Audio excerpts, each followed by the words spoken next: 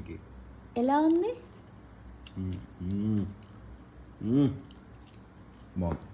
నిజీ recent టైమ్స్లో ఒక comfort food మేము ఎక్కువ ఆర్డర్ చేసుకొని ఉంటాము అంటే ఇది కడీ పకోడీని. It's North Indian dish but taste అయితే సూపర్ ఉంటుంది. అంటే ఏం తినబుద్ధి కాదనప్పుడు చాలా కంఫర్టింగ్గా కావాలి అనుకున్నప్పుడు this is the best thing. మా ఆయన ఎంత ఇష్టపడి ఈ డిష్ తింటుంటే నేను ఇంట్లో చేయకుండా ఎలా ఉంటాను చెప్పండి. ఇదైతే ఖచ్చితంగా నా ఓన్ రెసిపీ అయితే కాదు. విస్మై ఫుడ్స్ ఛానల్లో వీడియో చూస్తూ చేస్తూ అండ్ వీడియో తీసానమాట.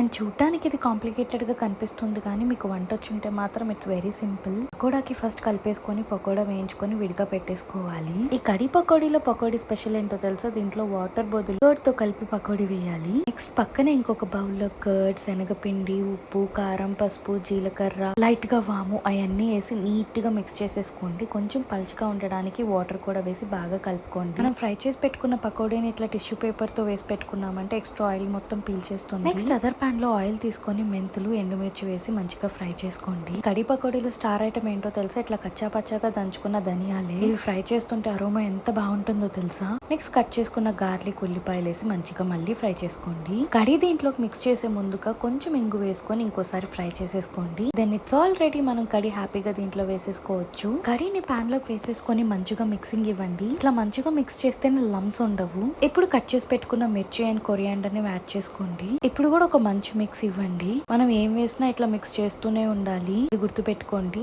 దెన్ మనం చేసుకొని పెట్టుకున్న పకోడీ ఉంది కదా, అదంతా దీంట్లో వేసేసేయండి. శనగపిండి కదా, మిక్స్ చేస్తూనే ఉండాలి లేదంటే ఉండలు వచ్చేస్తాయి. పుల్లటి పెరుగు లేకపోతే ఇట్లా నిమ్మకాయ పిండుకోవాలని చివరిలో విస్మయ్ చెప్పాడు. సో నేను కూడా చేసేసాను. పర్టికులర్ గా ఈ టైంలో నా ఫీలింగ్ ఏంటో తెలుసు. టేస్ట్ ఎట్లా ఉంది కానీ బట్ లుక్స్ అండ్ స్మెల్ అయితే అదిరిపోయింది. ఇంకా లేట్ చేయకుండా మా ఆయనకి ప్లేటింగ్ చేసేసి ఇచ్చేసాను. ఈగర్ గా వెయిట్ చేస్తూ ఉన్నాను ఐటీసీ నుండి బాగుందా ఆర్ఎల్స్ నేను చేసింది బాగుందా అని చెప్పేసి. మా ఆయన తిని రియాక్షన్ ఏంటో స్టార్టింగ్ లోనే చూసారు కదా. ఇది ఒక రెయినీ డే ఆఫ్టర్నూన్ కానీ లేకపోతే ఒక మంచి ఈవినింగ్ కానీ it's a perfect meal. We too loved it. మీరు నా వీడియో చూసి ఒకవేళ ట్రై చేశారంటే నాకు ఖచ్చితంగా కమెంట్ చేయండి ఎలా వచ్చిందో.